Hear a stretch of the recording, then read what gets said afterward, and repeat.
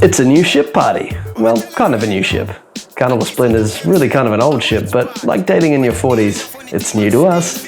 By tradition, when a new ship comes to a new location, the company wants to check its guests won't be pureed by malfunctioning water slides, bamboozled by gouged menu choices, or migrained by questionable art direction. So they get their staff and sales support people to come aboard, have a look, and yeah, get ratted. So we said yes. In spite of the larger size, it's remarkably similar to Spirit in feel, although the foyer here is much larger and there's a distinct abundance of pink. I got nothing against pink, some of my favourite things are pink, but much in the same way I wouldn't decorate my living room with nipples, too much pink can be a little stink. Oh, and the cabin corridors are covered in Mad Men. G'day Roger, screw you Pete, Peggy, Don. Hey, so this is my first vlog in a while, so forgive me for being a little bit scrappy with the talking to camera. Thought I'd make a little video because, as some of you may know, this is Carnival Splendor's first time departing from Sydney. And tonight is what they call, well, there's probably an official name for it, but let's call it the test cruise. They get all of the staff, all of the workers, all of the travel agents, and just give them kind of free rein on board. The ship's full about 70%, and turns into a bit of a piss up. It's not the perfect day for it because we've got in Sydney the most historic bushfires and the air is basically white smoke pea soup, and you'll probably hear people coughing when I'm filming later. But we're here and I'm going to do a quick tour and we'll see how we go.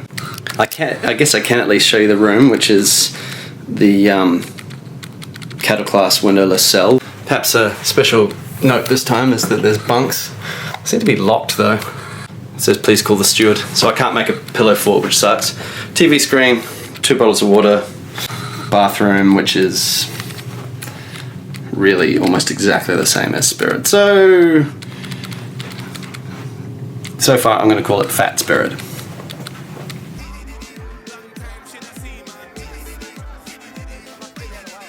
We then went straight to Alchemy Bar for shots. The place is a bit smaller and not quite as well fitted as Spirit, but there's drinks and tables. Oh, and free shots. Cheers.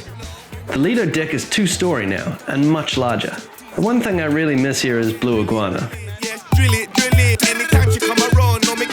This was shot during the New South Wales bushfires, so the air looks like it came from an 86 Hyundai tailpipe. Oh well, the windows are closed and we have beer. No giant painting in the lift well. If I was a Pompeian landlord, I'd be stomachibundus. The grouting in the tiles is lime green. If you didn't need that in your life before, well, that time has certainly come to a middle. I want that one. Oh, well, it can be yours for $750.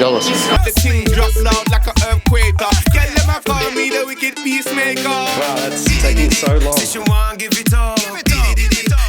There's beds here because drinking laying down should be more of a thing. Oh, and I saw Desi. Here she is, she's great. Make the girl turn back way. You know the thing I get slapped with. From Monday to Saturday. She can't leave me alone. She keep ringing my phone, yeah. Talk about Natalie and son, yeah. My co-workers made me swear not to post these videos of them on Twister. Paul's gonna make the same face he's making here when he sees this. But it's a million times faster and more fun than the Spirit version. Green Lightning was unfortunately broken, so I went for a Spire and Cloud 9. Great start, guys. So yeah, another feature of these Carnival cruises is that there's always some sort of themed party on. You can guess what the theme is tonight. It's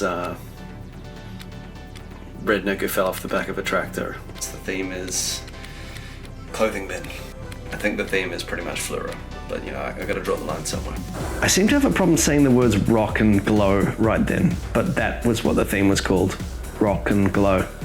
Own it. The funny thing at the moment is that it's nearly 7 o'clock and we still haven't sailed.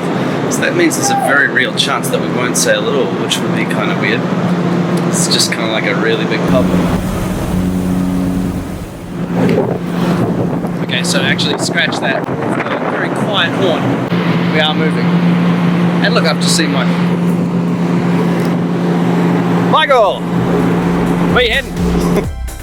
Nothing wrong with being stuck in a giant pub, of course. These ships are regularly referred to as RSLs at sea, but the big horn has made a small noise, so we're off. Sorry if you didn't quite get that from what I was saying. I had an ash tornado blowing right into the mic.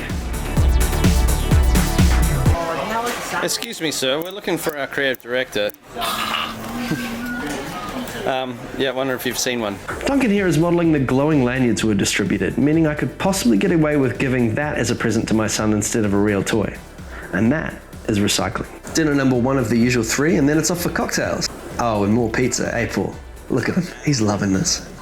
Straight off to the show after dinner like we're lords and ladies of the gentry. It's the usual mix of pop rock and leotards I'm either happy or neutral to report. And then a quick stop so Duncan could Me Too this mannequin, and then we were off again. Splendor has the minor annoyance of having less levels than Spirit where you can walk the length of the ship, and that diversion made us find these extra as hell ladies, clearly under the direction of a lead Karen who would have pre-purchased 7 giant LED wingsuits and whipped her troop into shape. So swim on, Karenettes. I didn't think we'd be on a Carnival ship looking for a drink. As I write this on coronavirus lockdown, it's almost alarming to see a grown man pour over and lick the fittings on a cruise ship. But I felt the moment was of historical significance enough to leave it in. I'm going to give beef to my future. Is that to hand to your stylist? Oh, of course.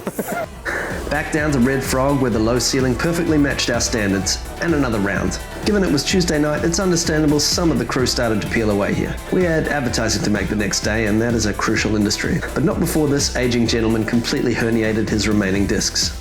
And look at these convincing expressions of cheer. Except you, Michael, sorry. I didn't know if it was an echo of mid-20s AM desperation that took me to the club later, but that's where my night finished. Compared to Spirit's Technicolor Vomit Disco Clubbin', the new space is a great upgrade. But all these awkward work-related drinks must come to an end, and so did this one. Alright, so there ends another night on a Carnival cruise. We saw Alchemy Bar, we saw a lot of stuff. But at the end of the day, it's a fucking Tuesday night, and at some point we've got to bring this to a close. It's 1:10. I got to work tomorrow, and let's call it.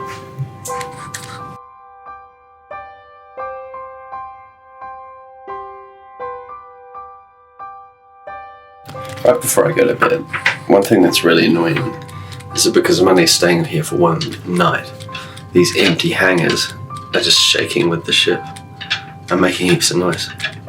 Listen to them.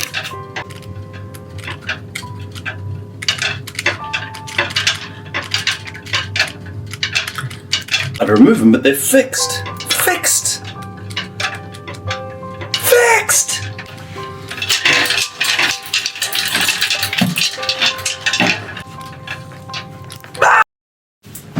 And so, less than 24 hours later, our miniature cruise comes to an end, and as does this small tour.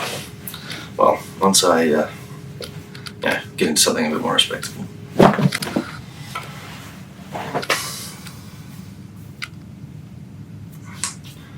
Well, I guess that'll have to do. Oh, and a nice little note to say that the drinks we thought we were paying for all night were actually free. That's a near genius way to be generous and prevent people from going mental.